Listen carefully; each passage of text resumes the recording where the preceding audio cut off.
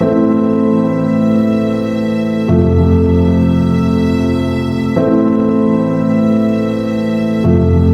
call that my 40% rule, where like a car has a governor on it. It can go 130, the governor's only going to go 91. Right. And the whole thing about that is a true statement, like what you said. Our mind wants to protect us. The mind is like, honestly, it has a tactical advantage over us. It knows our deepest, darkest fears or insecurities. It knows where we start to feel, we start getting that doubt creeping that says, hey man, you know what, man, maybe this isn't good. Let's go back home to the wife. Let's go back home to the kids. This is not comfortable. So in that moment, the mind directs us. It's a protective mechanism. It saves us from doing bodily harm, or it really saves us from discovering that the mind's like, I want to be in charge of you. I don't want you to be in charge of me. So it tells you, let's just stop right here. But once you start breaking through that barrier and start breaking down that governor that you've put in your mind, because we forget we are in control of our mind. We believe it's the other way around. No, we put in our minds what we should do, but we believe our mind is telling us, it's giving us all this feedback. We have to reprogram it and tell us, no, we're good. We're good, this sucks, but it's okay. Well, the first big thing is, once again, it goes back to open-mindedness. If you walk into any kind of event, whether it be physical or mental, if you walk in with already putting that block on your mind of, man, this ain't gonna happen. People go, how did you run 135 miles to Death Valley? How did you run 100 miles with no training? Because I went into it not thinking, I can't do this, man. I went into it with a strategy. I had an open-mindedness.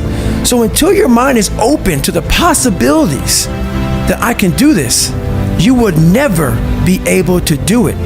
Once the mind starts to believe it can be achieved, only then does it start to break down tactically how we can do this. Until then, you're gonna always lose. It's funny how you say that, because it is a true thing. I have so many conversations in my mind because so many times I want to quit. But this is what it is. This is what I figured out. I was so afraid of myself that I had to figure out, I became a master of my mind. People, when you're afraid of something, you have to master it. That's how you start to overcome it.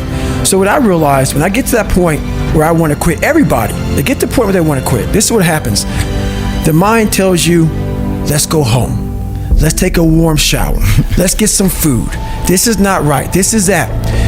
If you cannot answer the questions at that moment, because your mind's gonna start giving you all these questions. And if you can't answer them, you're going to quit. What I realized when I was going through BUD/S, Ranger School, all this 100-mile race, 200-mile races, pull-up records, my mind would come creeping in. Like when I was doing 4,030 pull-ups at 2,000 pull-ups and my hands were ripped open, my mind said, look, brother, we've done all these other things. You've proven yourself. You're good. If I didn't have the answer to respond to my mind and say why I'm here, why I'm doing this, you will always lose that fight. You have to have the response to what your mind is going to tell you. And another thing about that is self-talk. A lot of people have like these big four on mental toughness. All that shit is crap about self-talk, visualization. It's true, but the thing about self-talk and all these things, they ask me, what do you think about when you're on mile 100 of a 205-mile run? What are you thinking about when you realize you've run for 24 hours and you have 24 more hours to run and you have another 105 miles? What goes through your mind? What do you say to yourself? I want to know. A lot of people think self-talk works. It does, but it doesn't work without the suffering before your mind starts saying we need self-talk. So what I tell myself is I go back to the months and years of preparation to get to that day. And I'm telling myself, the 3:30 in the morning, and I'm looking at my shoes and I want to go out there and run 30 miles. I have to, in that second, in that moment of this self-talk, my mind saying, you gotta find more, I once again calm down, go back into my mind, in my cookie jar, I call it, and I have to reflect back on the shit I did to get here. And that becomes my self-talk. Self-talk does not work unless it is real. Most of us lie to ourselves in this self-talk. It doesn't work. It has to be real. It has to be something that you've done to make it really work. The cookie jar is something I invented. As you all know, your mom has a cookie jar, and sometimes you might have an Oreo, sometimes you might have a Chips Ahoy, sometimes you might have an oatmeal raisin cookie. You never know. It's just in there. My cookie jar has every single failure and success of my life, something I overcame. So what happens in time of life when you're stressed out and things get bad, even the hardest guy in the world, me, everybody thinks, and I think I'm the hardest guy in the world. You gotta believe that. You gotta believe you are something. I will, in my mind, reach into my cookie jar, and sometimes you forget how hard you are in times of need. Because you're stressed, but you forget, I'm a fucking Navy SEAL, I'm a Ranger, I'm this and that, but you forget all that because your life sucks. I calm down, take that 1 second, get control of my life, reach in the cookie jar. Well, you got caught your whole life and you're now the only person in history to do this, and this. Put it back in the cookie jar, reset my mind. You have to remind yourself of how badass you really are in times of need. There's a lot of people out there who are struggling in spite of the fact that they're doing everything they know they should do. And that's who I want to talk to today, okay? Look, guys, this shit, pursuing success, becoming someone who is abnormal, becoming someone who sets the fucking standard for others, becoming someone who shows the rest of the world what is possible is a very difficult path. You are going to have people shit on you. You are going to have unexpected circumstances arise. You are going to have all these things that you never fucking counted on come and smack you in the face over and over and over again. This is just part of being on that path. But here's what I want to point out to you all. Every single one of you who is struggling right now, you need to understand this. What you're going through right now is necessary. What do you mean it's necessary? It's necessary because what's happening right now is you are forging the fucking skills. You are forging the determination. You are forging the grit.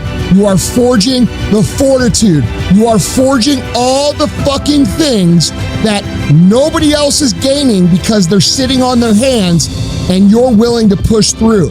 This fire you're feeling, this pressure you're feeling, this frustration you're feeling, this is what is going to make you into the weapon that you are going to become that will then build the life that you are out to build.